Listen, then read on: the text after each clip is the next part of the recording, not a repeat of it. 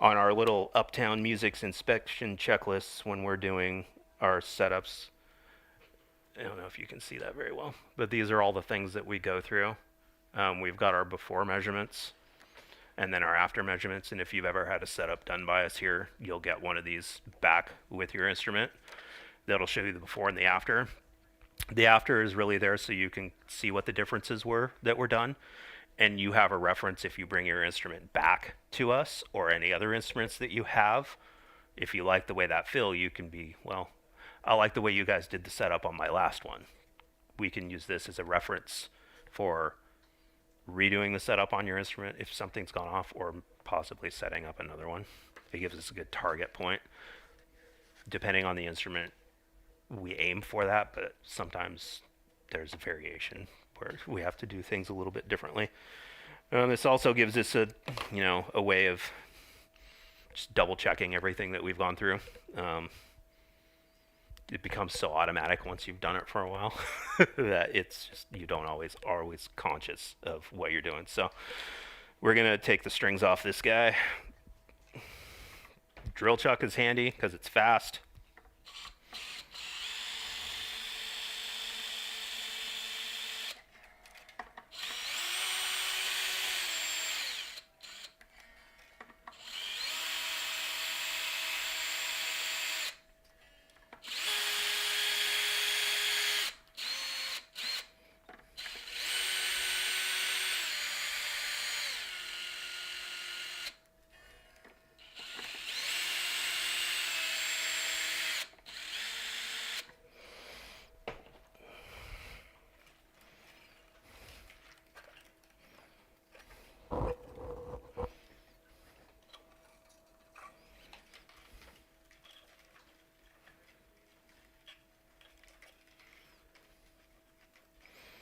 The awkward silence part where you're getting the strings off. I was just going to say better living through power tools. Yes, well.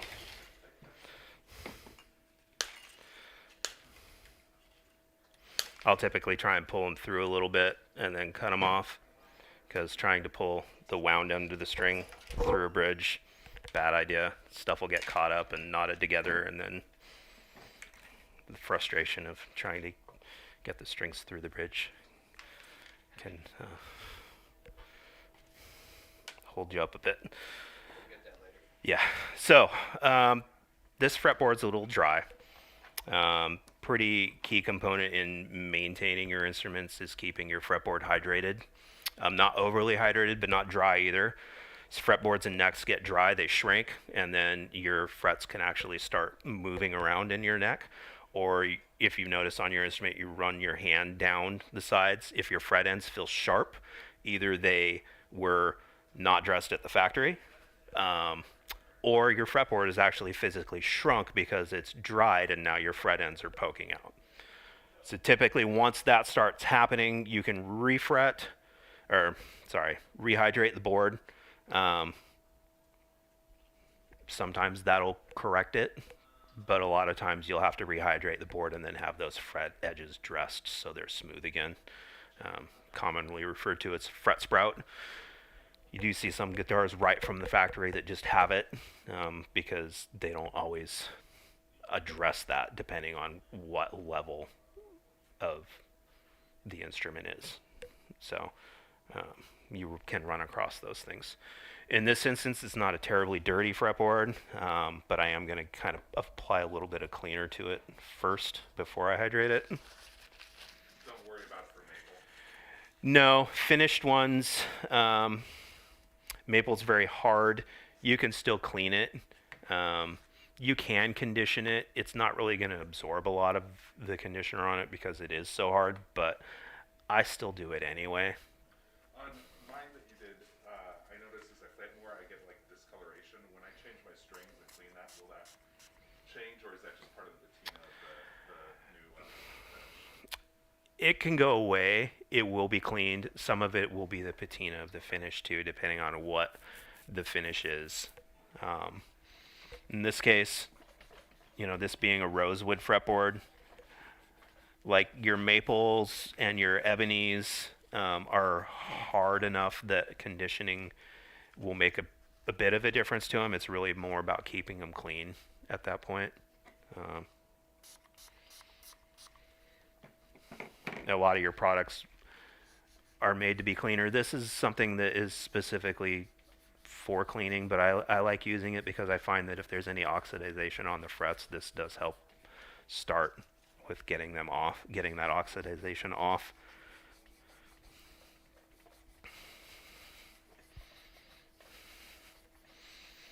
And keeping your frets clean and smooth is part of the playing experience, because if you have oxidization, that's buildup on your frets that will cause unevenness in your frets, scratchiness when you're doing bends, buzzing, because now you have things that are built up unevenly along your frets that will cause buzzing. Same thing as old strings. If your strings feel scaly at all, that's all contributing to the playability factor.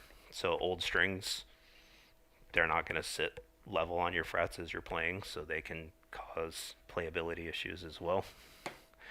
We'll let that sit for a second because I like it to dry completely. Good polishing cloth. These are great cloths. They're made by Gerlitz. He's a local guy. They're very soft. They don't pick up they pick up dust and debris, but they actually clean and buff it. Any kind of microfiber cloth is good. These are a microfiber cloth. They're for like a guitar detailing or car detailing. Sorry, use them for guitars too. These are very cost effective. These are actually at Costco. I think it's $18 for 36 of them. Wash them first because right now they feel like they have a little bit of a oily to them. They do come with a tag on them, so you want to make sure that the tag is off. Ones that are specifically made for guitar cleaning are good because they won't have tags, they won't have rough edges, they won't have sewn edges. Those are good. I just am careful with them when I use them to not use the edges. Try and just stick with that surface there. What danger do the edges pose? Well, they're a bit harder and rough, and they're sewn, so they can actually scratch. Guitar finishes, a lot of them, it's not the same as furniture finishes and things, so they're more susceptible to scratching, especially Gibsons or anything that is like a nitrocellulose finish because it's a lot softer and more flexible. Polyurethane finishes like Fender uses don't show scratches and swirl marks as much, but the last thing you want to do when you do a process like this is go back and look at your guitar and be like, oh, well, now I have all these weird halo scratches and everything.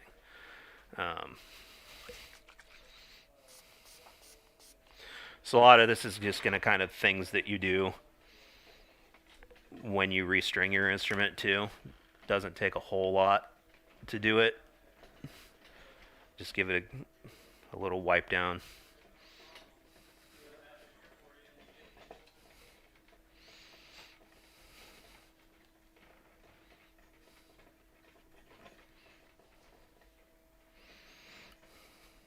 But a lot of these will have waxes built into the formulas too.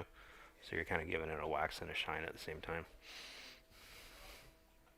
A lot of different products out there for this kind of thing. But do make sure that you're using something that's specifically for instruments, not like Pledge or something like that, because you'll ruin your finish pretty quickly. When to use just water, like a very... I wouldn't use water. No. Try and use something that has some, that is formulated for instruments, because water in instruments, even with finishes on them, I mean, the cloth can be damp or just lightly wet, and that's fine, but you don't typically want anything that any kind of unfinished wood or anything is going to want to absorb or retain. A lot of this stuff is formulated to be used but not be deep set and wipe away, other than like your fretboard conditioners and stuff. But I don't like put that on and then let it sit and let it like completely soak in, because then you're going to bloat the board, which is going to swell the wood, which frets have little teeth on them. So imagine wood when it's dry, those slots expand because they're drying out, so they're opening up. Your frets can become loose and start moving. If you overhydrate it, you can bloat it, and then it'll squeeze, and it'll actually start pushing them out. So it's kind of a not really a you don't want to overhydrate, but you don't want to let it dry out extremely either. Because I've seen fretboards that are cracked along the grain because they've gotten so dry, and then at that point, you're looking at a new neck or a new fingerboard, which at that point you might as well buy a new neck. So, um, doesn't take very much of this stuff. Right now, I'm using the Gurlitt's Guitar Honey. There's a lot of different companies that make fretboard conditioners in oil. You can use lemon oils, but make sure don't use like a straight like furniture lemon oil. You can use a boiled or filtered linseed oil. It will accomplish the same thing. A lot of them have different, proprietary. We like the results of the Gurlitt's Guitar Honey because it gives you a really nice sheen. It hydrates your board and it doesn't leave behind a buildup. Some of them will contain waxes that get left behind.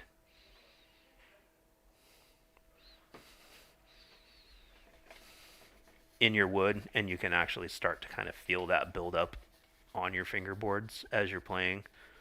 You'll definitely notice it in your rags and stuff that you use when you use them.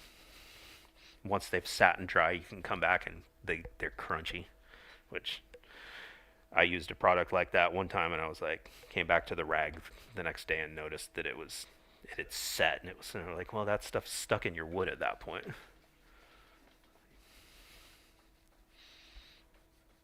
Do you have any experience, I think, with F1 oil? Yes, yeah. I've used F1 oil quite a bit. It's a good product. I still use it from time to time. Should have no concern with waxes in that product, though, or I have noticed that compared to other fretboard conditioning stuff, that one does tend to leave a bit more buildup behind. So my only recommendation with that stuff is when you put it on, wipe it on, and then buff it out. And when you buff it out, use a part of the rag that hasn't had it on it before. But it works very well. I have a bottle of it right here. I just like the Gurlitt stuff because it does such a great job and it doesn't leave any buildup. I can let it sit and soak in a little bit and not be too concerned with that it's leaving a bunch of stuff behind.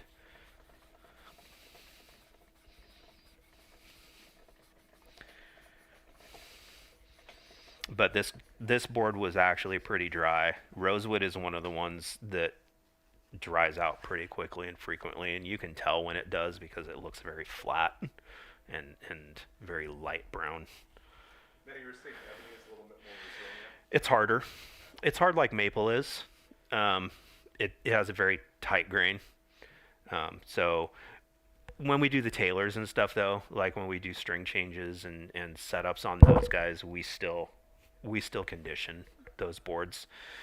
Any unfinished board can benefit from having the fretboard conditioned because maple can still dry out. It's still living. It's still expanding and contracting, reacting to temperatures and humidity changes and things. So, in some cases, you do a couple of different treatments of the fretboard conditioner, depending on if the board you put it on there and you wipe it on and immediately it just disappears. You're like, okay, that's a really dry board. Give it another go over.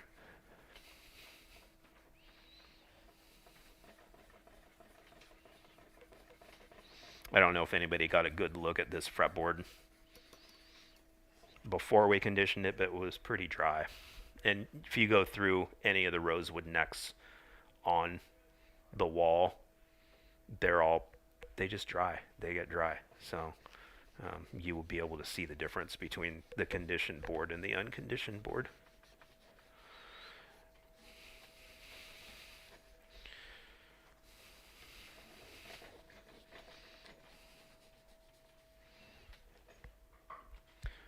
So I don't know if you guys can tell from out there, a lot of the color and things come back in that wood.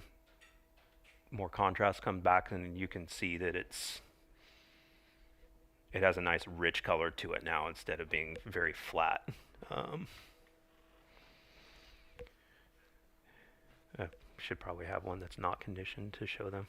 Oh yeah. Like, can you, Let me see if I can find a. the player plus on the very end? Oh yes. Oh yeah. You can see it from here. So I'll hold these up next to each other because they're both rosewood. Hold for the camera that we get a nice. So you can see the difference between a conditioned board and an unconditioned board. How much richer the conditioned board is. It's just a healthy. Thank you. It's kind of crucial in just the overall health of the instrument and the neck itself to do that. I do it on my guitars every time I change the strings. It may not take very much to do it, but I just am consistent with doing it. And I change the strings on my guitars about once a month, just to keep the strings fresh and playing well.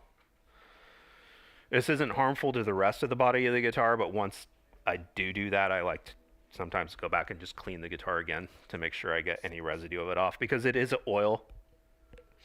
It spreads a little bit. If it's on the body of the guitar, you'll get it on your fingers, and then you end up with a bunch of fingerprints on something that you've just cleaned.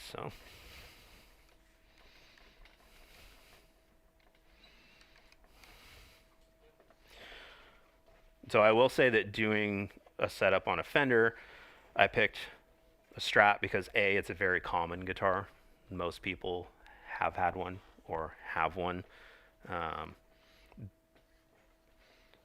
There's more in doing these two, so I wanted to pick something as the setup that did have more mechanical things that needed to happen in it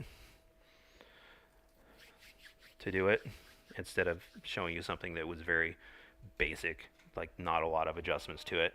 But we'll still kind of go through, like I have your Tone Pro style bridge here, a bass and an acoustic that I'll talk about the differences, and not really show what we do, but kind of just talk about the difference between what we did on this and what we would need to do on those. How many play electric? Okay.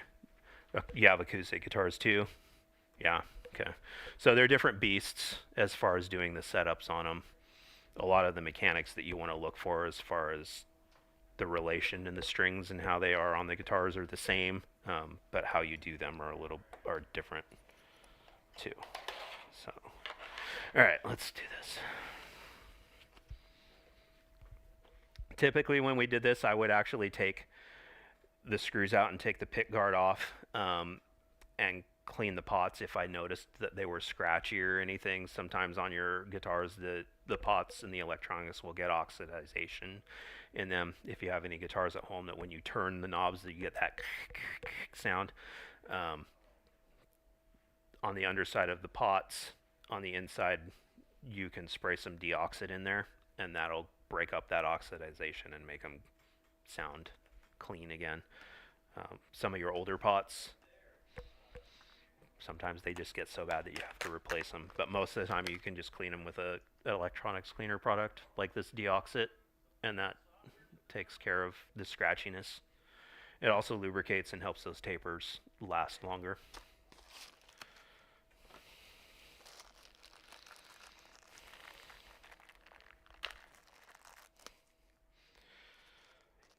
All right. How many of you change your own strings and stuff pretty regularly? Yeah, okay. So this is kind of old news to you guys. Seen that, done that. I know I've seen a bazillion different ways of people recommending how to affix your string to your tuning peg up there. Yeah.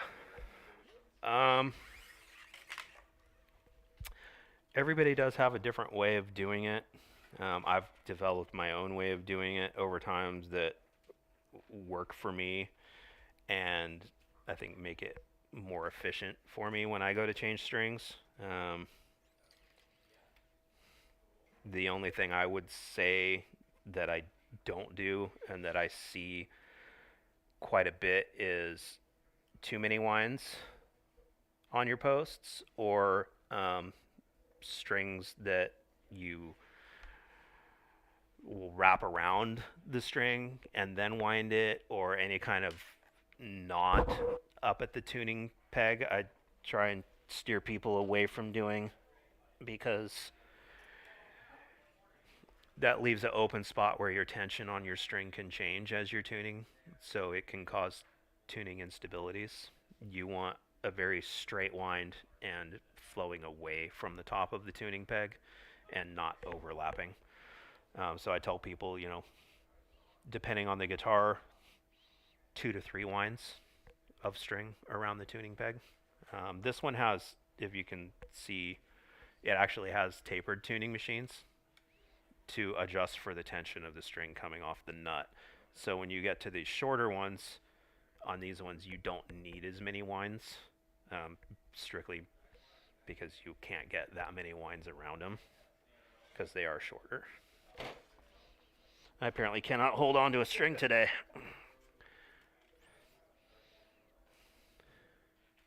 You do this long enough, your hands start not working as well.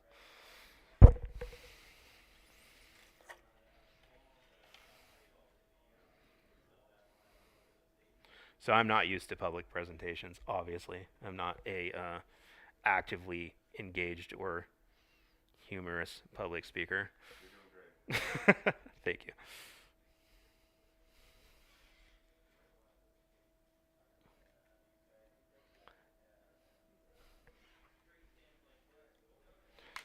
All right.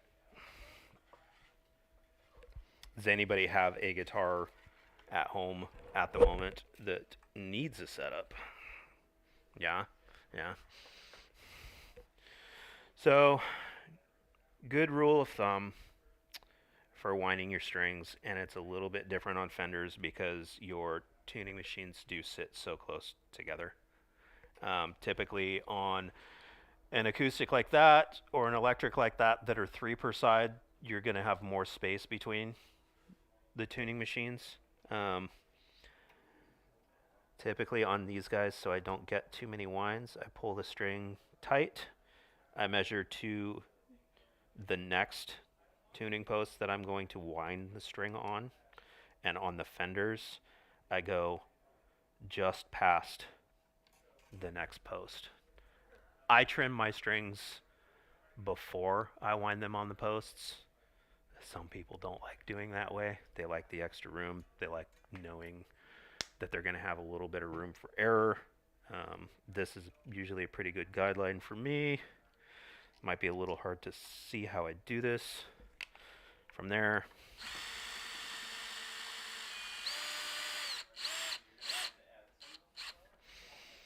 and that typically gives me just about the right amount. I've got two. And I just repeat that process for all the strings. On the plain strings, I'll typically cut it just a little bit longer so that you get an extra wind or two, just because those strings tend to want to slip a little bit more on the posts. So 2 to 3 on your wound strings, 3 to 4 on your unwound strings. Sometimes it takes some practice of knowing exactly how long you need to cut it.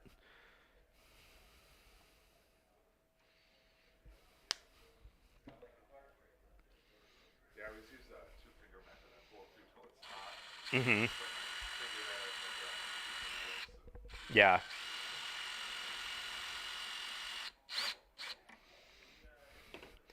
I've noticed on strats, if I do too many winds past the nut, it'll actually put too much downward pull on that string and will cause a little bit of tuning instability coming across that nut or some buzzing on the back end because it's pulling down with too much tension and too much of an angle.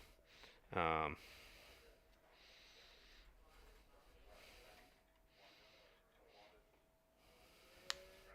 but again, it's just a matter of no right and wrong way. Well, there is a wrong way. Yeah, I guess it's just a matter of preference. Um, but you don't want a whole bunch of extra string around that post that's going to act as a coil that wants to slip around as you're changing that. So if you have a guitar that's wound that way and you're tuning it and you notice that you're having to tune and retune pretty frequently, it's because that coil is sitting there and it's loosening and expanding and contracting, and it's enough for stuff to shift around on you.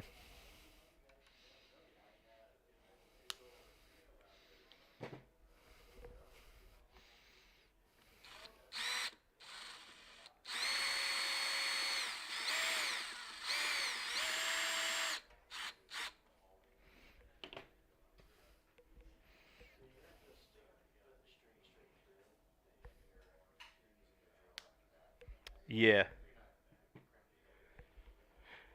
No. This is one of those things that I I just kind of hold the string in place because once it's through and I start winding it, I'm not really putting any pressure on it, but I'm getting a little bit of pull on it, so it once it winds, it's not wanting to slip. Um, it's kind of a method that I picked up when I went through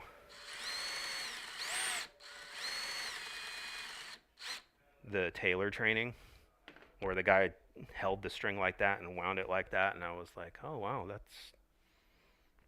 I tried it and it worked for me, so that's just the way I've done it ever since.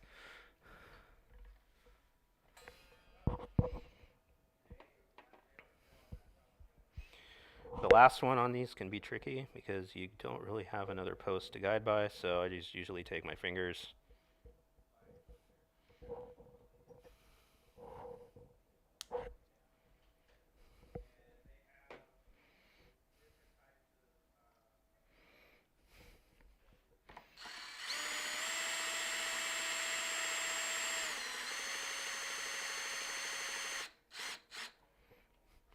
All right.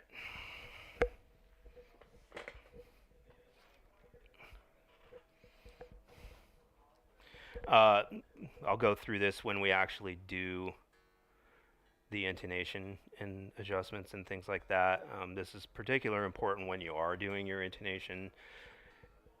You'll see some people that lay the guitar flat.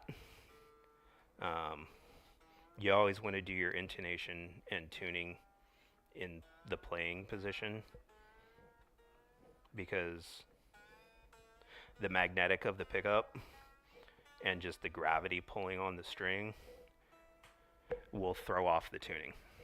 So I could tune this laying down like that or do my intonation laying down like that, and then when I pick it up and check it, it's going to be sharp or flat because the magnetic pull of those pickups and just laying actually does pull everything down towards the instrument when you're doing that. I always give the strings a good stretch.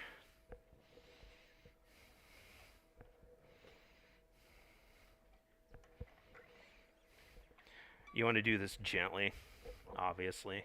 You're not like reefing on them or anything. You'll know if you go too hard because your string will break.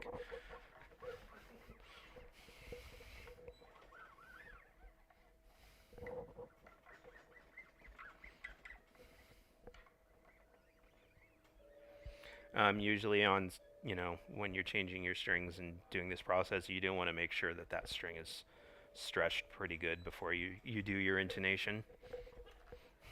So I actually do that process a couple of times. And I'm not really concerned with having it dead on in pitch while I'm doing this. I'm actually tuning it a little sharp because I know I'm going to go back and retune it after I stretch those strings a couple of times anyway.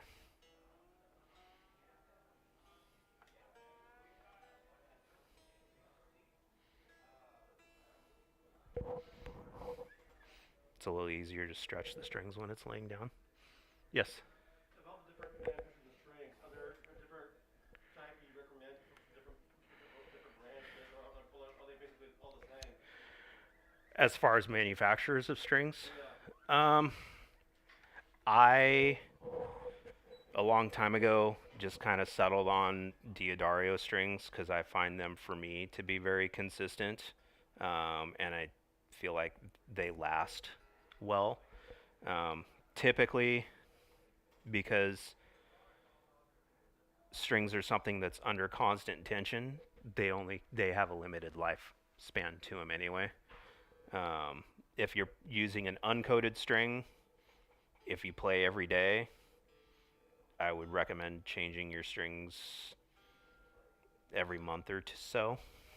That's how I do it anyway. Keeps them fresh. Some guys wait a lot longer. It's preference, but they do lose their ability just to hold tension after a while.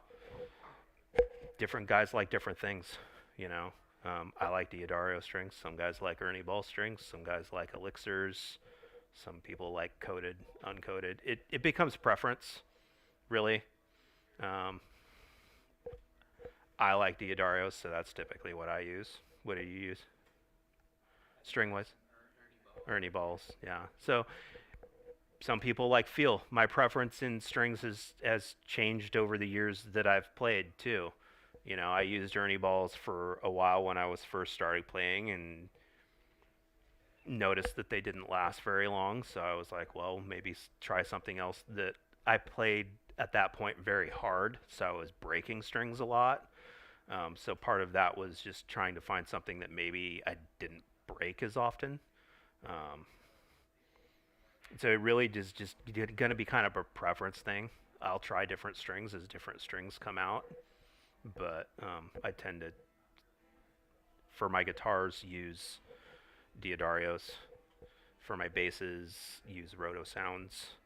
For my acoustics, I use Diodarios too. But because of my hand strength kind of waning and my flexibility starting to wane, I've started using silk and steel um, strings on my acoustics just because they have a lighter tension to them. And if you've ever played acoustic or electric and bounced back and forth, there's a lot more tension on acoustic strings.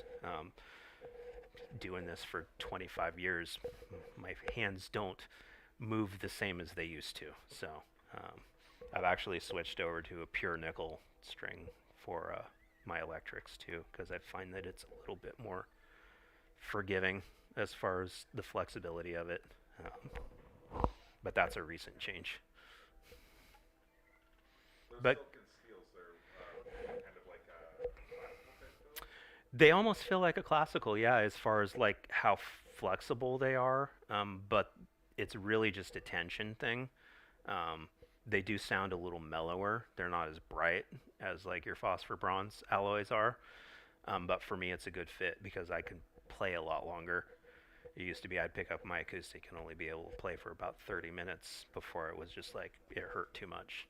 To so wanting to play more frequently and more duration of time in my acoustic, if it was kind of a necessary change. Yeah.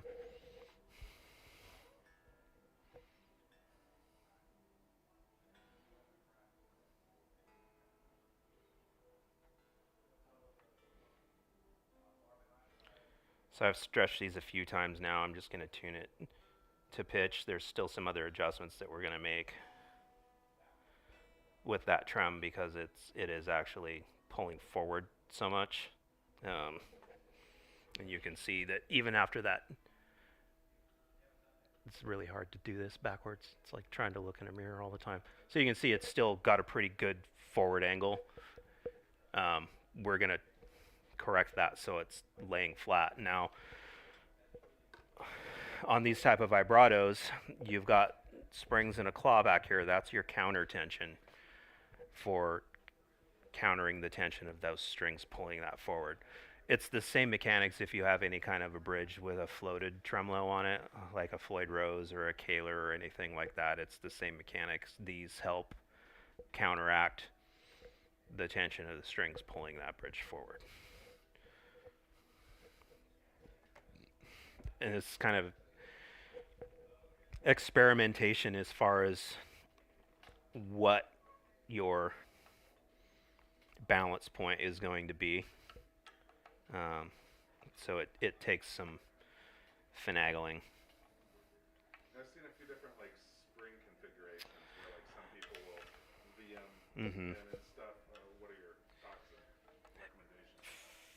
recommendations? Typically, I would, if it was my guitar, take these two outside ones and V them away from that, because you do get more pressure, more tension on the trem pulling it that way.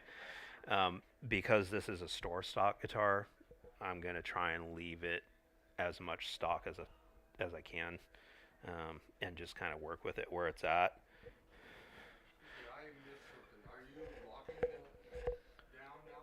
So because the bridge is leaning forward Yeah. off of the body, I'm actually taking those screws and moving that claw inward toward the body so that we can pull that bridge back to a point where some guys, some people, they'll get a Strat and they won't want to use the trem at all, but they like the, yeah. So you typically would do is take those all the way in to the body as much as you can, to try and lock that in place. Sometimes you have to actually add the additional screws to be able to accomplish that.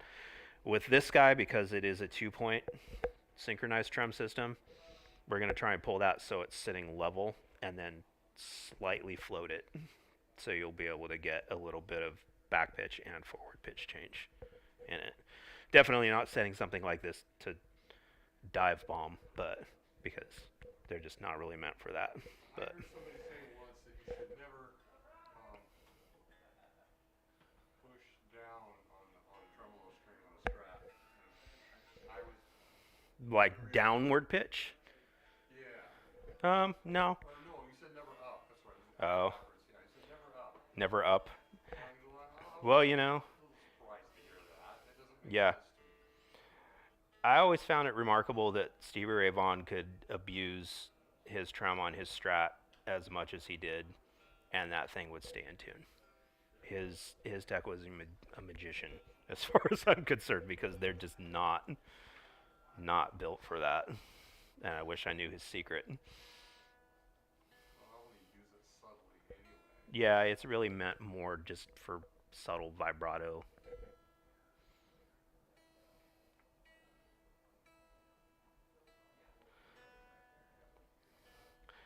When you are changing tuning, I don't know if you guys know the positive tension trick on tuning your guitar. Always tune it down from where you want to be and then go back up in pitch. That's just going to help your tuning stability. And balancing a trem can be tedious. Sometimes you have to do this process a few times before you get it to sit correctly.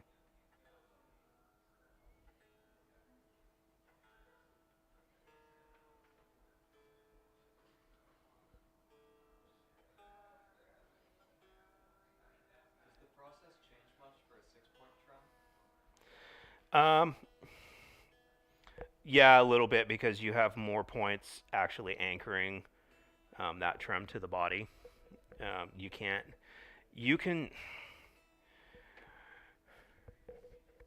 You can float those trems, but you don't really have a locking point like you do on these guys, where you have a notched post that bridge sits in. You just have a system of screws that are holding the bridge to the body. So you can set it to kind of trick it to float a little bit, or to change your pitch backwards and forwards by not having as much pressure from those screws on the bridge plate. But it doesn't really work the same. It just depends on how much and how stiff you want the trem to be with the 6 points. Typically, what I would do is back them all off a little bit, and then take the two outside ones back down to just where they're touching that bridge plate, and then that should give you a little bit of play to go up in pitch and down in pitch. but it's a bit trickier to get those to sit to where they want to go back to staying in tune. Because the trick with doing this is setting it so that when you use it, it's going to go back to its 0 point. Some guitars need additional help to do that. You know, like you'll have companies that make like your Tremel nose that you can set in there and replace one of the springs so that your trem doesn't move at all. Or your what was the other one? Your trem setters is a cool system because it replaces one of your springs, but it's got a counter balance, so you can balance your tremolo, and then you put the trem setter in there, and it will make sure that when you use your trem, it comes back to its 0 point every time. The mechanics of these guys is kind of imperfect because you have something that's moving on fulcrum points. Well, if all your knife edges are hard and aren't worn at all, you're more likely that that thing is going to be changing and want to come back to its 0 point. But as soon as any of those edges start wearing, you have the potential for things not to return to where you want them to. So.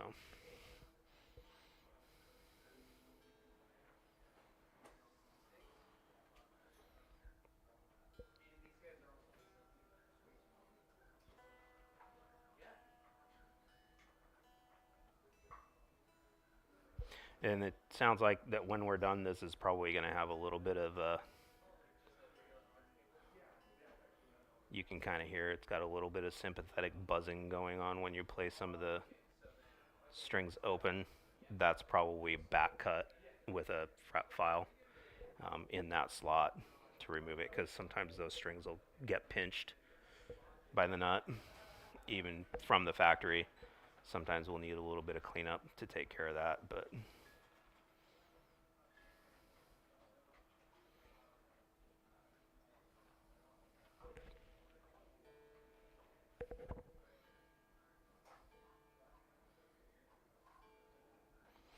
yeah, this is the tedious part. Well, because I adjusted that bridge so much, it's still finding where it wants to sit.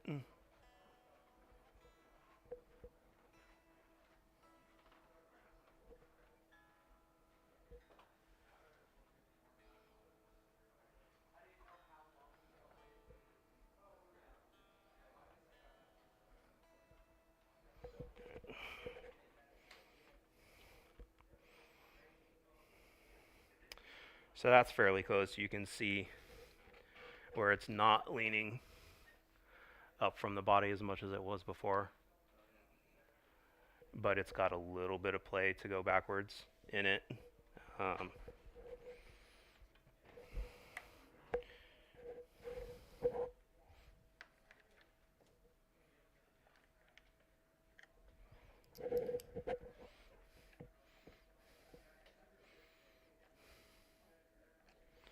So this is more or less than you guys thought there would be to this, because we aren't even at the halfway point with these things yet. Well, I'd say more. More? Because the class is supposed to go from 1 to 3, so if we're not at 50%, then we'll be a little bit past 3. Oh, what time? Yeah, well, I should hurry up then. Take your time. I have nowhere to be. We practice it in the guitar, but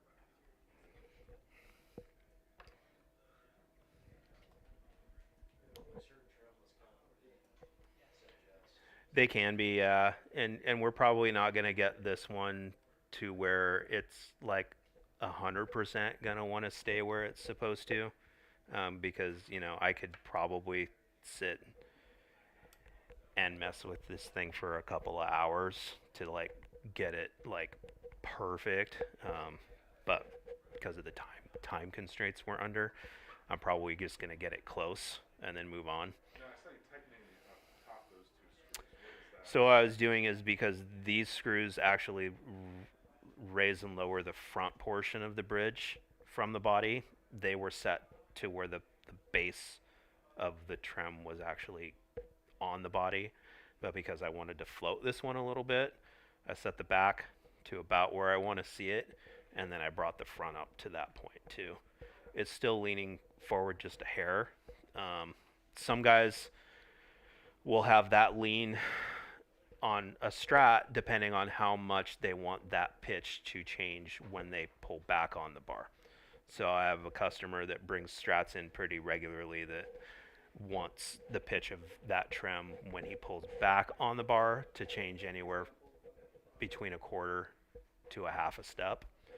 So you have to find that point of when I pull back on it, how much does that pitch change, and set that angle or that height of that trem at the point that when he uses it, it changes the pitch exactly as much as he wants it to, which can take some playing around with it. So before we messed with the bridge at all, we were at the 14th fret, a 0.08 thousandths of an inch on the low E, and a 0.07 on the high E. So I'm going to take my gauge, and even with messing with the bridge, we're still pretty close to that. So we haven't done so much to the bridge that it's changed it. That's stock. That should be your stock height on a Strat from the factory. I think with this one though, we can actually get away with bringing it down a little bit. So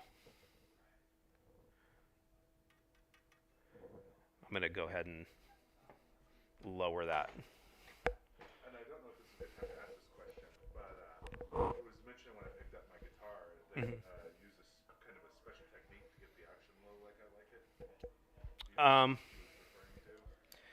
Well, it was probably more speaking to the fact that when you set your bridge here, you want your saddles to follow the curve of the fretboard.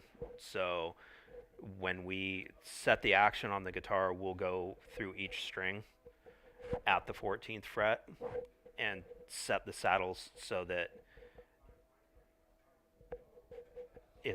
I'll typically do the action the same for the first 3 strings, and then once I hit that middle point, I'll slightly taper them off so that they fall away and get slightly lower from the thickest string to the thinnest string, so that it feels more natural when you're playing.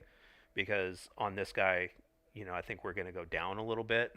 So you heard me say that it's 0.08 on the low E, but it's 0.7 on the high E. So those strings are slightly tapering off lower as it goes to that. So, but you do want to make sure that your saddles are still following the radius of your fingerboard. So it's kind of a multi-step process. But so with this, when I'm setting the string height, I'm going to, and I wish you guys could see this a little bit better, but it's hard to show you and do it because I want it sitting in its playing position. Because if it's laying down, that string is actually being pulled towards the fretboard. I'm not going to get an accurate measurement if I'm doing it that way. So I'm taking this, and we're at a 0.08. I'm just going to take it down to a 0.07 from my low E to a 0.06 on my high E. Yeah. Mm-hmm. No, what I want to do is I'm going to set the bottom of the string to the top of the line. Yeah, so on this guy, if you're looking at it, sorry, you can see the gauge down here. I'm going to set the bottom of the string just to the top of that line. Yeah. Now you can figure out what works for you. Typically on my guitars when I get a new one, because I just purchased one of those. So when I set it up, I'm going to play it. I'm going to kind of look at, up here, what my clearance is like as I get further towards those higher frets. and play it and see if it buzzes at all. I'll set the action to where I typically like it, play it through a few times, and try and see if I can get away with it either direction. Obviously, if I'm getting a lot of buzzing or I'm getting stuff that's starting to, you know, give me that thunk like that, I know I don't have enough clearance, so I need to raise everything up until it plays clean in that region. But if it plays clean with where I typically like it, and I feel like I can get away with a little bit lower if that's going to feel good to me on that particular instrument, then I'll play with it a little bit until I find the sweet spot, so to say.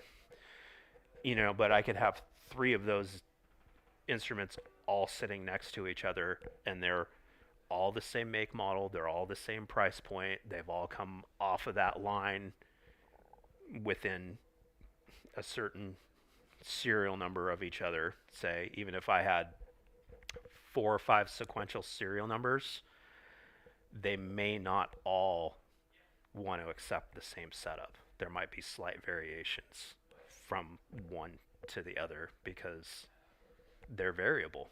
They're wood and steel.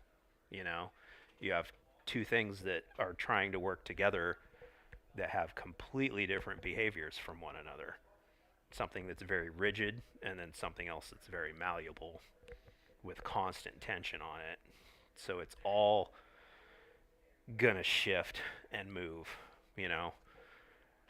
My experience, no matter what the price point of the guitar is, a $5,000 custom electric can be a lot more stable because of the woods and the way it's made and everything. Everything could come off the line more stable, but it's still an organic matter that wants to shift and move that's under constant tension.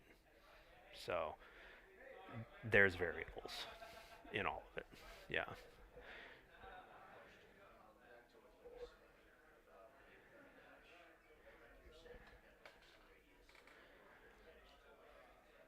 Mhm.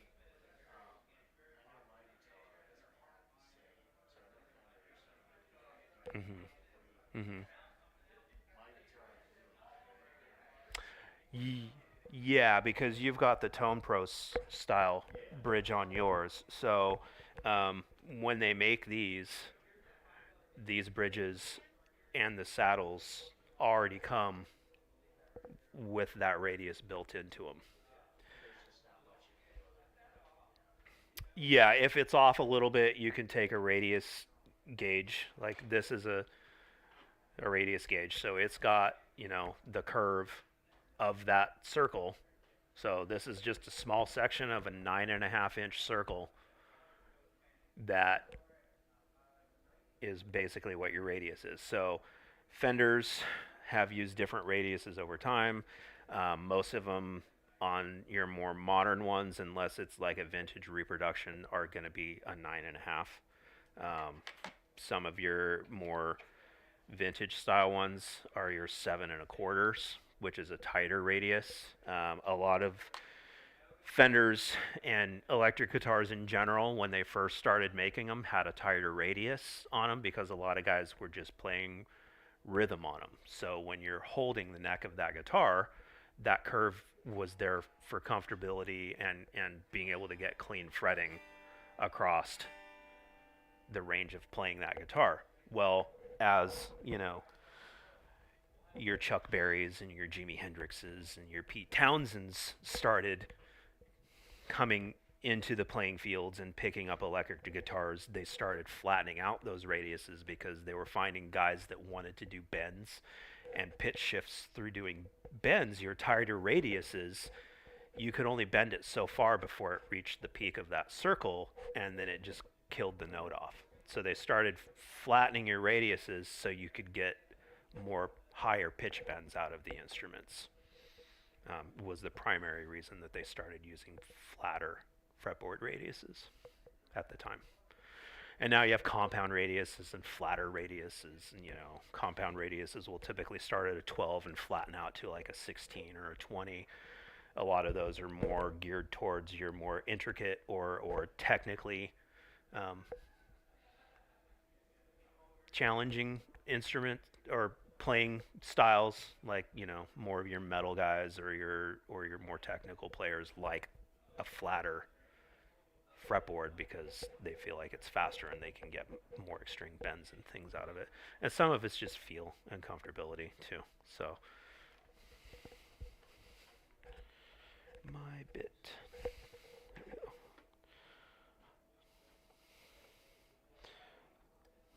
So I'm just gonna kind of set these saddles now, raising and lowering them. If you have this type of guitar where it does have the individual saddles, it's pretty important when you do change the height of them that you keep them level. You don't have them sitting one way or another where they're leaning.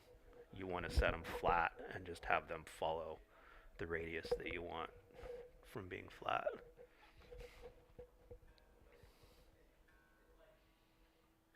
So to achieve that, just equal amount of turns on each side. Basically? Yeah, and you can see it. You'll be able to see whether or not it's sitting flat.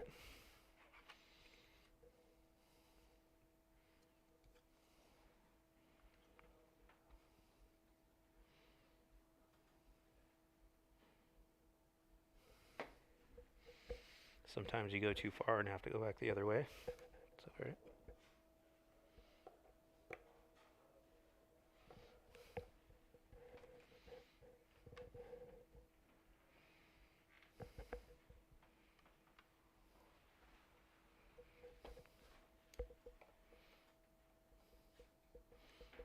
Now we got to try not to change this one too much, just because it can take a while. And now I noticed you don't have a capo or anything like that at this point. I'm not really worried about that when I'm setting the action at the 14th based on this, because this up here isn't really going to dictate much of where this sits, and because I do want this to be accurate, if I capoed it here and set this all to 7 and 6, when I took that capo off, it would all go up. So it would throw it off if I did that. At this point, when I set the neck relief on this guitar, I probably won't even use a capo. When I set the relief, I'll just use my fingers here, because then I'm just measuring the distance from the bottom of the string to the top of the 7th fret there. And that can be something that there's no like hard rule for. Too straight and too much back bow will give you buzzing in the middle if you're playing, but some of it is what you like the feel of.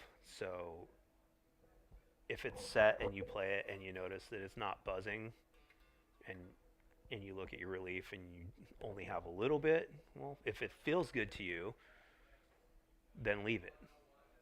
If there's a lot and it's hard to play, yeah, adjust it. Or if you're playing up here and you're noticing rattling and you do that tap test with the capo or your finger and you don't have any tap at all, then you know your neck is too straight or is slightly backbowed and you need to adjust that. So, but a lot of times it's feel, and sometimes it takes some experimentation to find what you like the feel of as far as that stuff goes.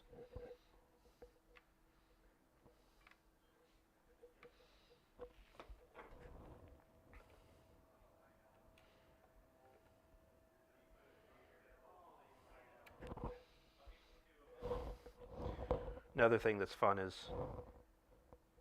from guitar to guitar too. So like your Squires that are made in Indonesia or China, these screws will be one size. Your ones that are made in Mexico, they'll be a different size. Your ones that are made in the States will be another size entirely. So there's no standard to the size of screws that you used.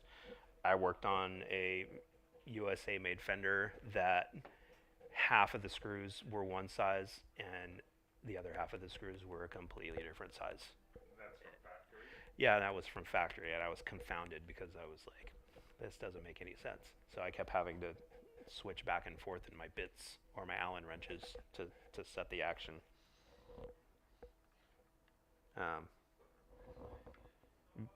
The best rule is anything that's made in the States is going to be imperial, anything is made overseas is going to be metric.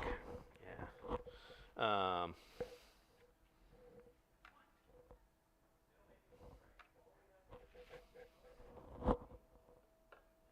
what fret are you holding down there when you're doing it? I'm not holding down anything. I'm just holding the neck, Oh, okay. trying to keep the guitar from slipping. Yeah. And just measuring right there at the 14th. Yeah, I'm using this right at the 14th. Okay. So what I'm doing, just for the sake of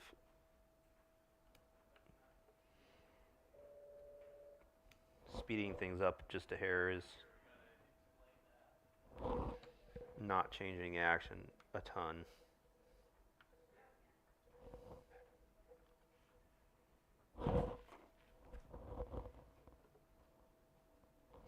And typically what I'm going to do after I do this, because even though I've gone through and used the string height gauge at the 14th fret on all the strings, doesn't necessarily mean that it's going to be 100% following the radius of that fretboard. So I'll take your radius gauges. You can buy these in sets. There's a lot of different manufacturers that make them. These are the ones from Stuart McDonald. We like the Stuart McDonald tools for guitar maintenance and Lutherie stuff because they're expensive, but they're made really well. They're made to do the job, and they last. So there are other companies out there that you can get these things cheaper from. This isn't necessarily a tool for this that you're going to put a lot of wear in, so you don't have to buy the StewMac ones. If you look at the price of them and you don't want to pay that, there's other companies that make them. We do sell Music Nomad stuff on that wall over there, and I think there is actually a set of radius gauges that you can buy from them. They don't look like this. They're basically a square that has a different radius on each side, but there's two of them in there, and they cover the common radiuses for your instruments. So what I'm doing when I'm looking at this is I'm going to rest this on the strings and just look and see if any string is falling short of the bottom of that, or when I lay this on there, if it's pushing down on any of them, because then I know that the string is not. I wish there was a way to do this. We're gonna have to figure out different angles the next time we do this, because it's hard to see. If anybody wants to come up and look at what I'm talking about, go ahead. Yeah, the camera on your other side, I bet, because Yeah, it would be better. You guys can come up and look, and you'll kind of see what I'm talking about sometimes. So if I'm laying the radius gauge across the strings here, you want to look for if it's pushing down on any of the strings, or if you see any kind of a gap underneath any of the strings. Then you'll know you need to adjust for that a little bit. Because the strings are all different diameters and gauges, this is radiusing it against the fret at the bottom of the string is a good starting point, but you can't guarantee that that's 100% correct, because of variances in string gauges too. So like, I can set them all that way and go back and be like, oh wow, that's weird. That G, as far as the radius at the bridge is sitting way too low here, but here it's correct. You really want your bridge to make sure that it's radius properly, because if your bridge isn't sitting correctly, it can feel a little bit off. You also can potentially create buzzing, because that string will actually be sitting closer to your frets. Even though everything shows good here, it may not be 100% here. So it's just kind of not really a safety check, but just like a double check. In this case though, and 9 times out of 10 this is good, this one looks fine. So at that point I'm going to say that this is radius properly. You saw that they were all sitting where they should. I'm going to stretch the strings. You know, it would be great if you had a guitar that Yeah, I could throw one off real quick. Then at that point, you just kind of go in and adjust your saddles until they are. Yeah, because you'll see once you lay, because you're not pushing down on this when you lay it across the strings. You're setting it there, and just enough of setting it there is going to make the strings move if they're sitting too high, and if they're sitting too low, you'll see a gap between the top of the string and this thing, or whatever radius gauge you're using. Um, yeah.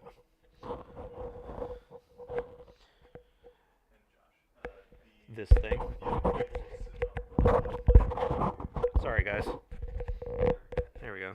See, not a professional. Not going to be doing any kind of motivational speaking anytime soon. Well, are you getting paid? Because if you get paid, I'm not getting paid. No, I'm not. Well, I'm not getting paid to show you guys this. I'm doing it out of the kindness of my heart.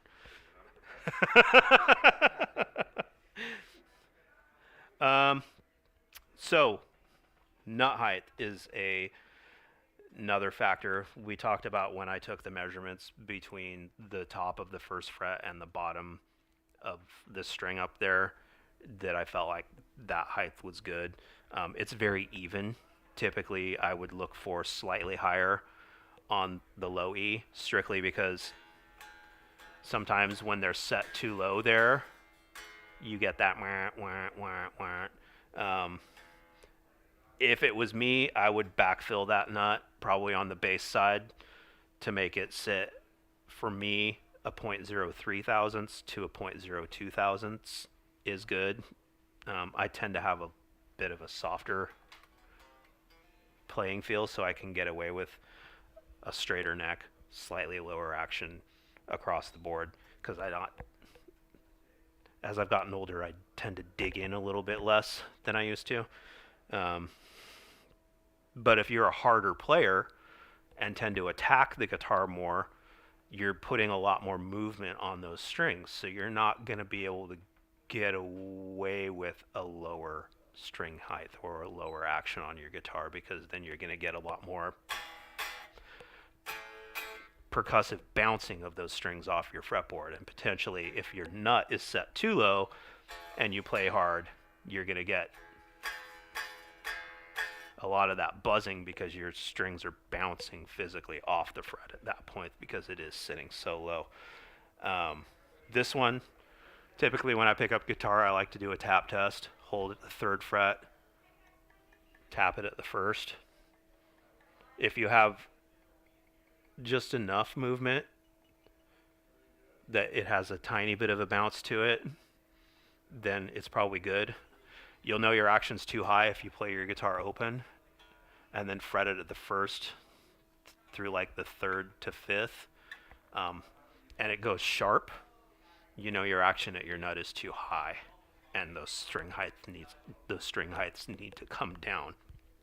That's a whole other thing that we're probably not going to dig into, but that requires a set of gauged files and some feeler gauges to figure out, do some measurements to see how much you want to come down there, and then a specific set of files that are made for slotting a guitar nut or a bass nut. That can be tedious, and if you don't do it correctly, you will be very quickly looking at having a new nut put on your guitar. It takes practice. I even get it wrong sometimes still. So.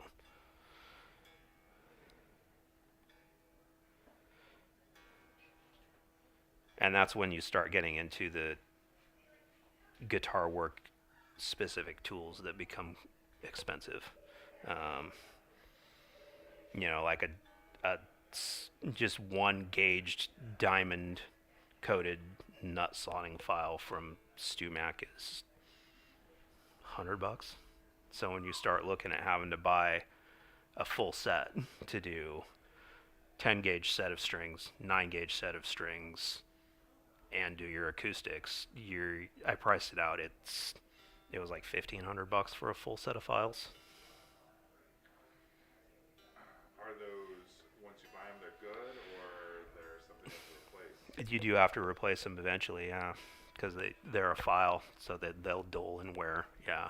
A lot of your diamond coated file there. You don't have to get like diamond coated files. There's more your traditional rounded bottom files, and there's a lot of different places that you can get them. Amazon sells some Japanese nut slotting files. I find that in my experience, they cut a little slow, which isn't necessarily a bad thing.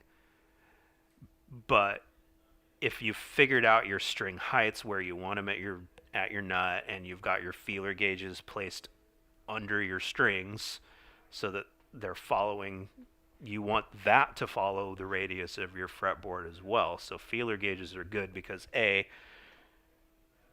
you can clamp them down so that they're following the radius, and they're also a stopping point for you too, so that you don't file too far. Common mistake on somebody that tries to slot their nut is they go too deep or they cut it wrong. It's really easy. It seems like such a small thing, but if you cut a nut wrong even just a little bit, it can completely change how your guitar performs. So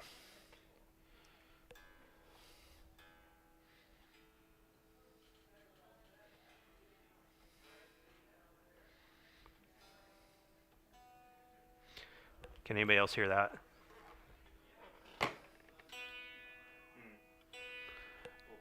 That means that the nut on the B string on this guitar is not cut optimally. And the E's a little bit like that too.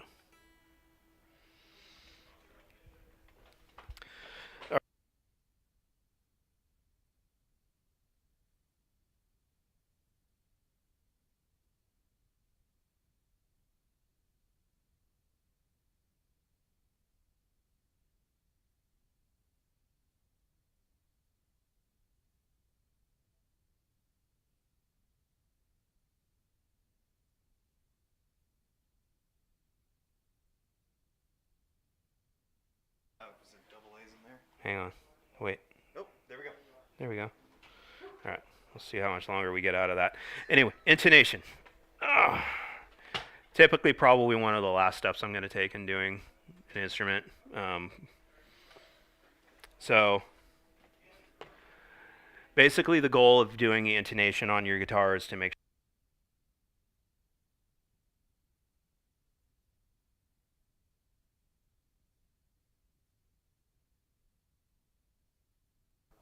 the easiest way, well, the most common way that people do that is to play the string open and make sure it's tuned to pitch. And then your 12th is the same pitch on your tuner.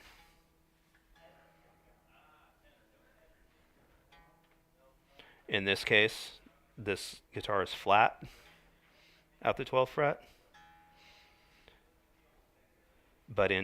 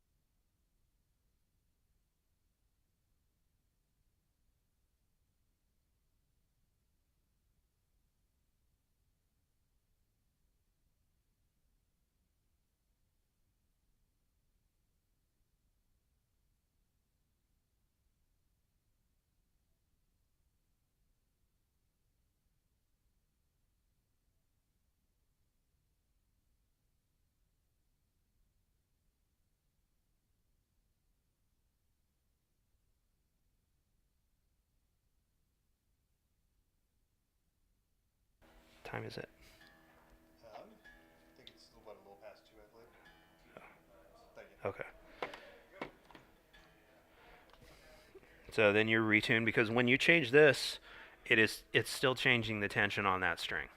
So if you move it forward, you're putting less tension on that string from the saddle, so it's going to go flat. So always retune in between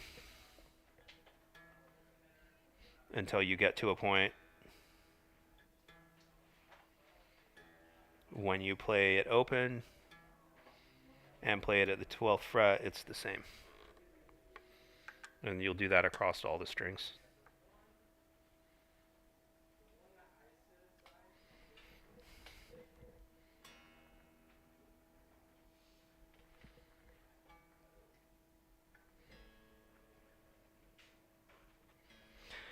I was explaining at the beginning, typically I wouldn't use a snark for this, but I don't have a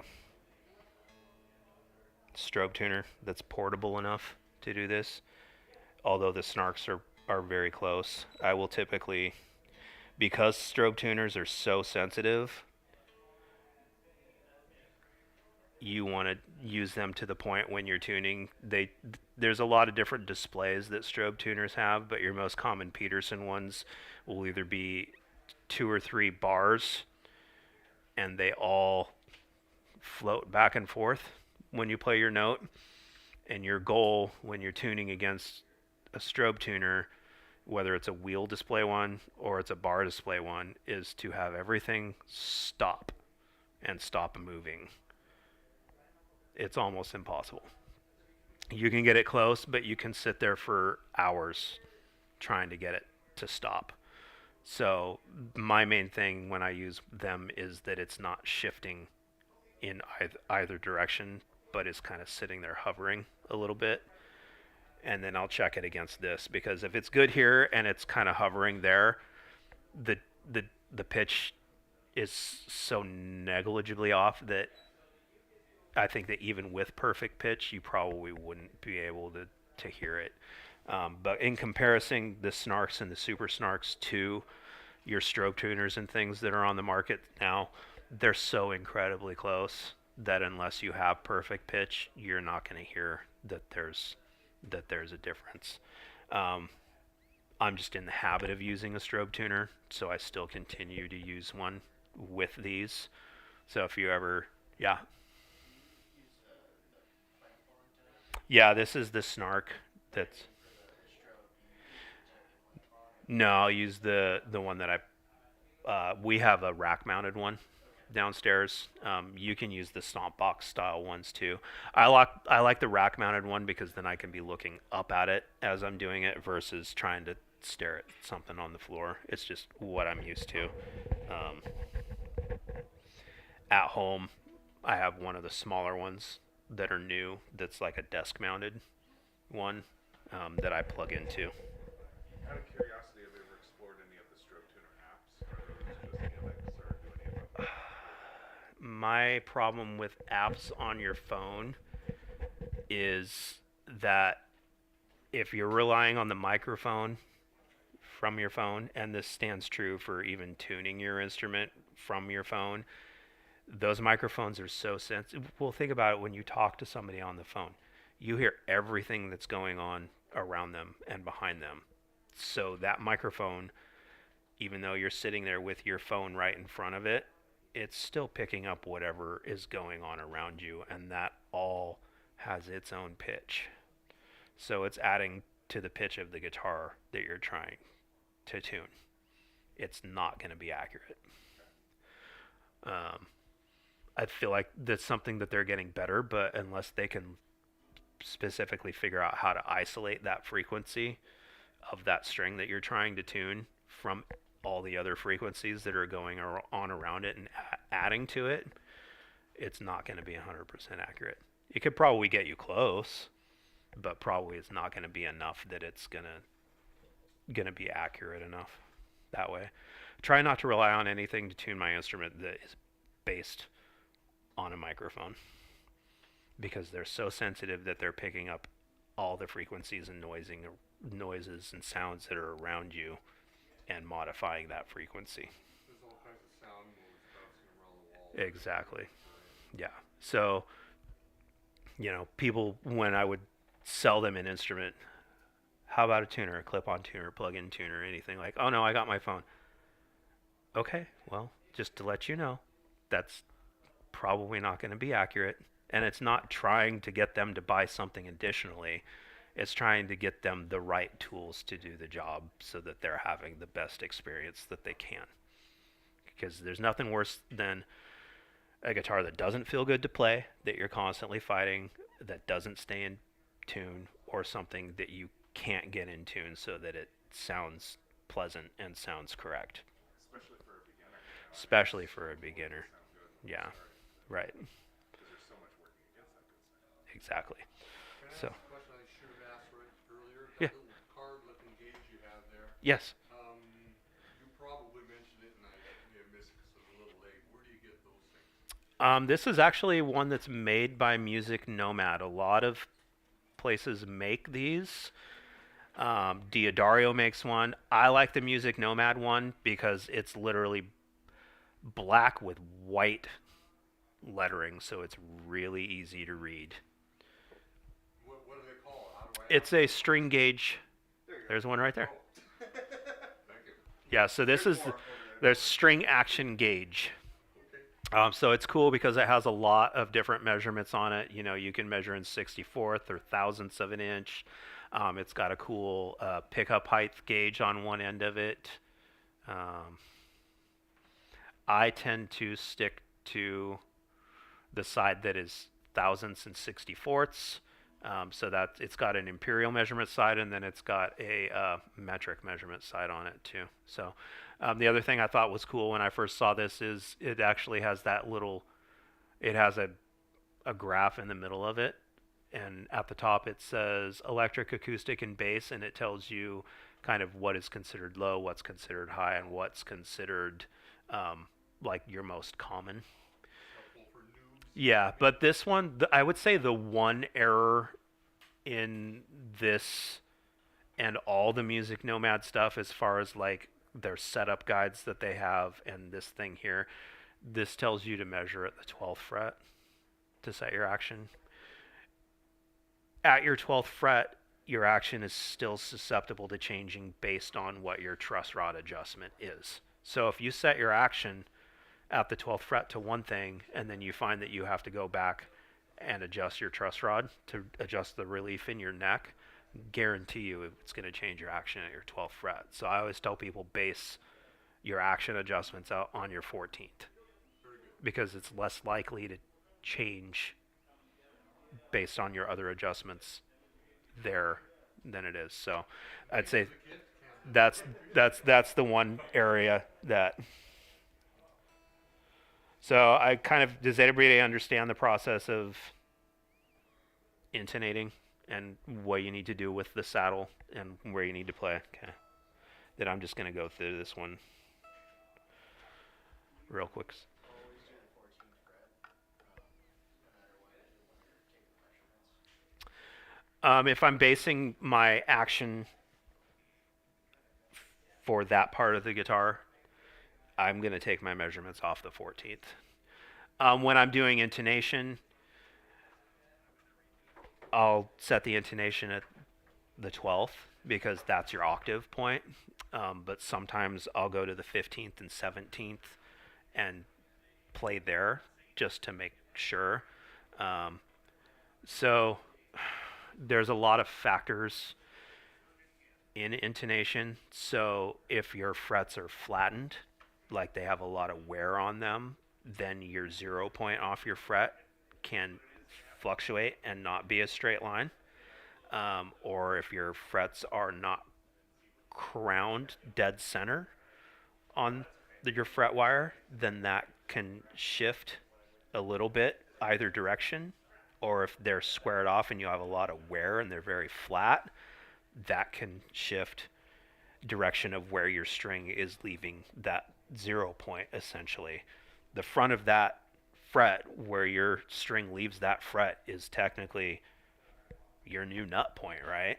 So if this nut wasn't filed properly and your slot was kicked back, then you can be in tune when you play that string open, but once you start fretting, it's not going to fret correctly. Your pitch isn't going to be right. So there's a lot of relations on guitars of where your 0 point and where your string leaves its 0 point that can fluctuate. So I'll double check or triple check the intonation at different points from that point forward. Basically, the reasoning for using your 12th fret as your basis for your intonation is that is exactly halfway between where your string leaves your nut and where your string leaves your saddle, technically. So when you're playing, like if you think of it as a rubber band, you're as you work your way towards your 12th fret and you're pushing down, your length between your two fulcrum points changes. That measurement, if I push there, would be different. So technically, you're setting that from here to here in relation to your 12th fret so that they're the same when it's pushed down.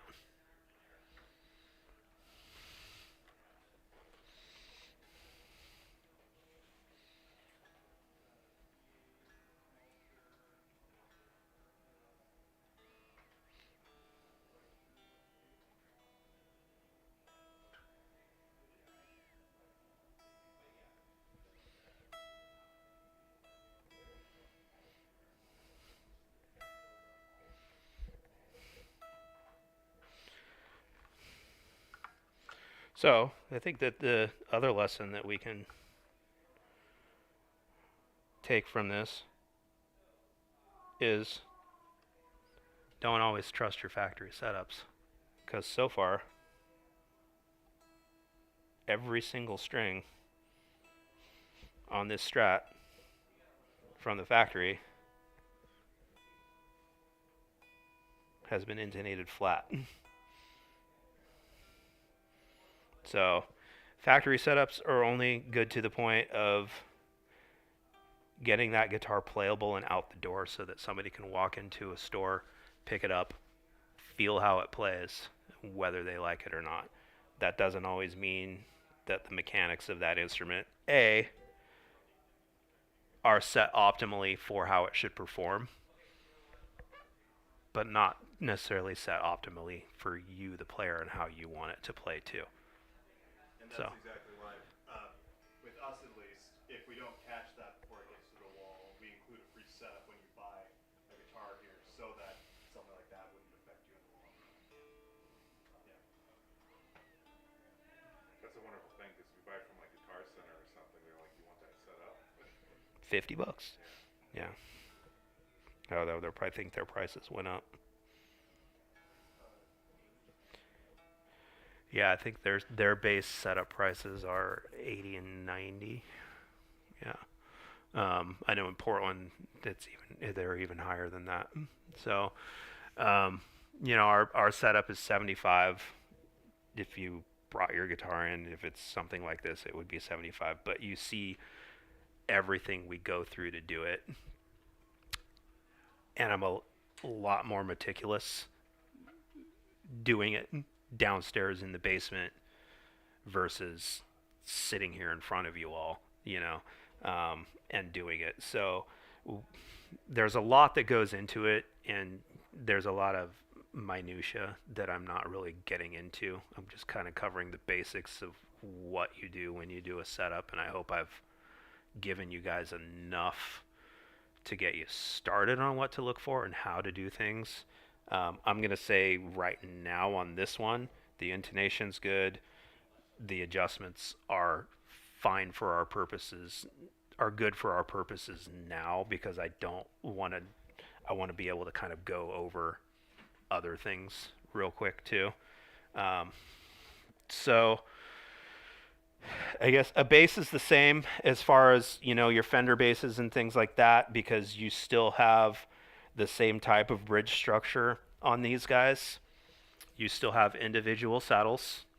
You still have your neck, you still have your nut, and you still have everything. The only difference is that you can't set a bass as low as you set a guitar because the strings don't have as much tension on them. They move a lot more, but it's the same basic mechanics as setting up a Strat.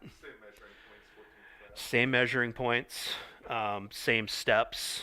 Basic, I get it. Yeah, little less, little less strings to work with. Um, but in a lot of ways, they can be more finicky because of the size of the strings and the relation and how they vibrate and things. It can be more difficult to set up a bass so that it doesn't buzz or make unwanted noise. Some of that stuff, because of the nature of what a bass is and how it's set up, you can some of that stuff it's gonna buzz a little bit no matter what you do, unless you want your action like sky high, and nobody wants How that. do you measure your neck relief? Like, So same thing. I would typically capo at the first fret, push down at the 14th fret on an electric, and then look for what my space is between the top of my fret and the bottom of my string at the 7th. what kind of measurement would you want to see in there? So it's funny because Paul says out of all the texts he's ever had here, I probably set my necks the straightest that he's seen anybody set them. And I usually aim to about 2 thousandths of an inch, um, anywhere to 4, depending on the guitar. And again, that's going to be preference. Sometimes you have to play with these settings to find what feels good to you. You know, the more relief you have in the middle of your guitar, though, think about it. Right there, you're basically setting the action in the middle of your guitar, right? So, too much front bow, you're going to have really high action in the middle of your guitar, where it might be the setting that you like here and the setting that you like here, but in the middle, it's like, wow, why is it so high there? Well, it's because your neck relief is off. So that's what I aim for. Same thing on an acoustic. Probably give it a little bit more relief in the middle, just because they tend to be noisier. The great thing about acoustics is, A, you don't have individual saddles to work with. B, you really have 2 main points of changing your action, which are the height of your nut and the height of your saddle. That's kind of your third point, I guess, is not nearly as important, is what your neck relief is in the middle. It's just a different process of raising and lowering these. It's more permanent modifications to your instrument. On these guys, what I like to do is kind of do the same thing. Take all the measurements that I took off of this guitar. When I did, I would go through and see what the measurements are on this right now. How low I would set an acoustic would really kind of depend on the playing technique of the player. So if I'm wanting to drop the action here, and the nut action is fine, you're really looking at changing the height of the saddle, which requires taking the saddle out and modifying how it sits in the bridge. So if I measured it at the 14th fret and I found that I wanted it to go down 3 thousandths of an inch to get the optimal string height that I was looking for here, I would want to take double that measurement off the bottom of the saddle. Because whatever you take off of the saddle here is only going to affect this by half of that amount.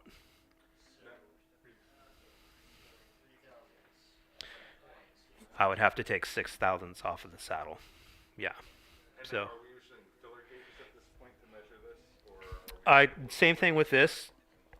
Okay. I would take all my beginning measurements off of this, and then just kind of do the math of where I felt like that guitar could sit based on that. Now, a lot of that's going to be, if you are a harder strummer, just like you are an electric, you're not going to want your action as low.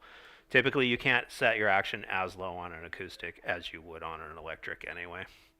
They want to have slightly higher action than an electric guitar does just because of the geometry of it.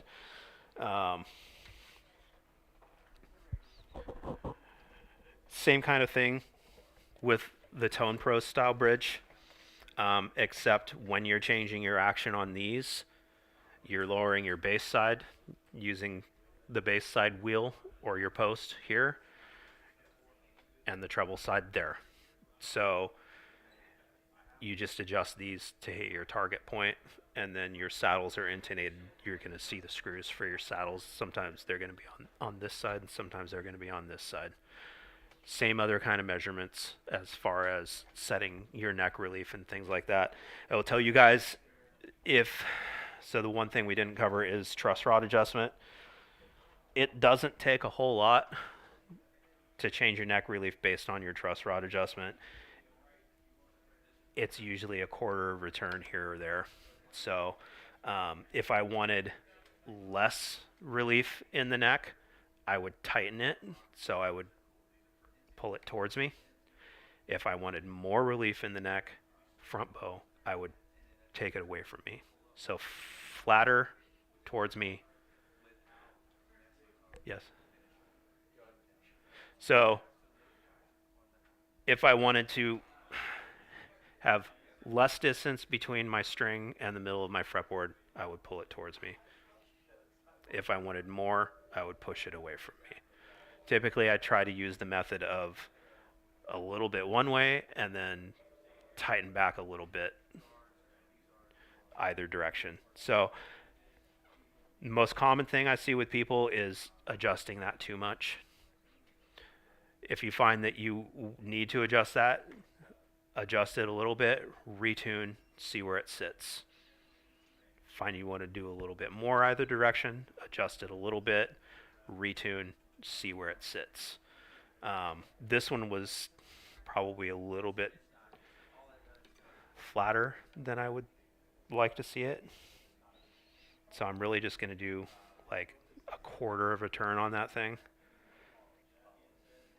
I've seen some very overzealous people adjust their truss rods and break them. That is bad news. It's a very expensive repair, especially on an acoustic. An electric, if you break the truss rod and it's got a removable neck, you're still spending at least $200 or $300 on a new neck. Because on this type of guitar, there's no easy access to replacing that truss rod. You gotta take the fretboard off, put a new truss rod in, and then hope that you can get that fretboard back on and sitting correctly. Or that you don't just entirely snap the fretboard trying to get it off because of how they're glued on. So, any questions for me? Like,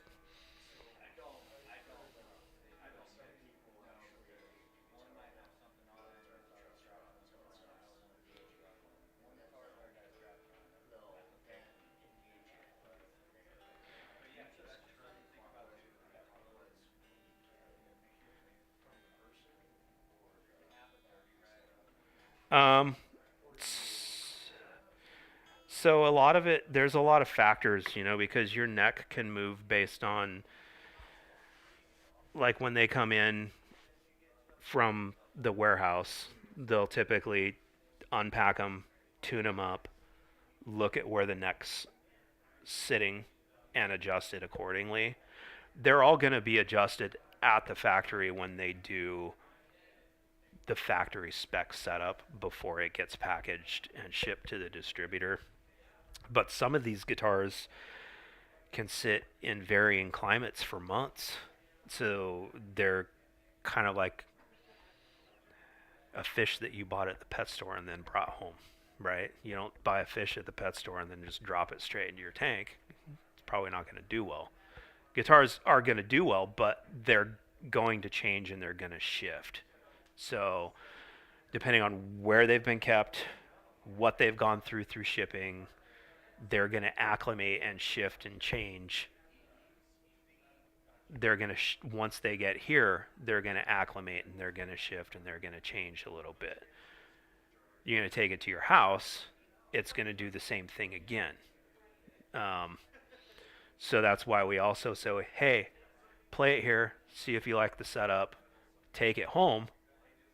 If it moves and we need to adjust it, bring it back so we can tweak it again for you.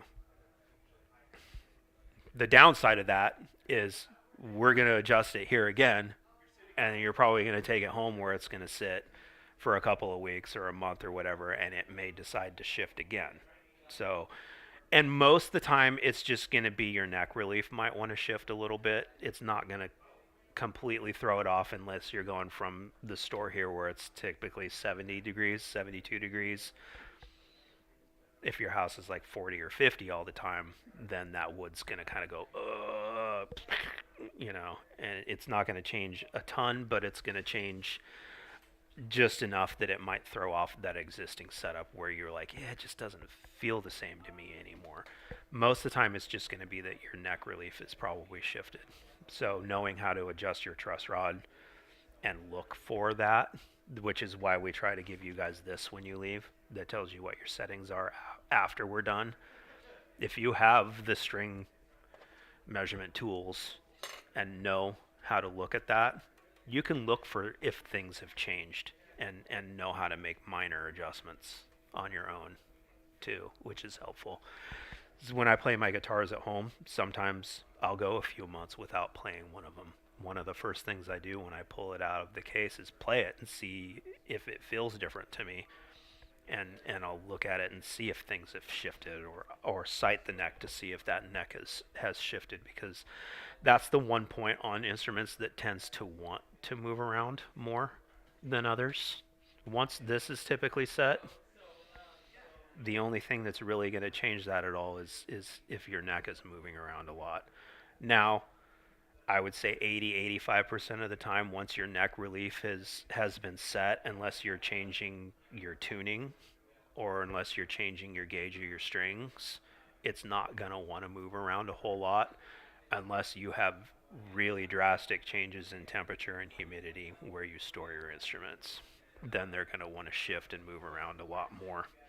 Um, when you change your string gauge or when you decide to use your alternate tunings and things like that, so we set this up with 9 to 42s, which is pretty common from Fenders from the factory. That's what they come on.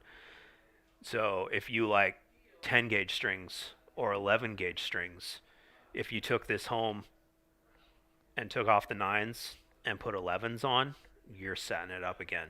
You've basically completely changed how that guitar wants to behave based on the tension that you're putting on it.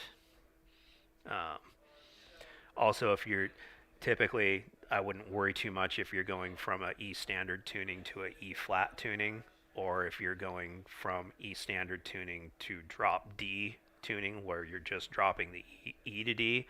Not that much tension is changing on that instrument to throw it off a lot, but if I'm taking an instrument that's set up for E standard and wanting to play it in drop D, or D standard, a whole step down, or C sharp or anything like that, that whole setup is going to change based on the tension that you're putting on it, because it's set to be behaving one way with that tension, but once you change that tension, it's going to behave completely differently. So those are instances where you're looking at resetting up your instrument too, especially with acoustics. You change string tension on those, they want to move a lot more, but it's still a pretty big factor in playability on electrics too. Any other questions? Did anybody have an instrument with them that they wanted questions answered about as far as their setup goes or anything?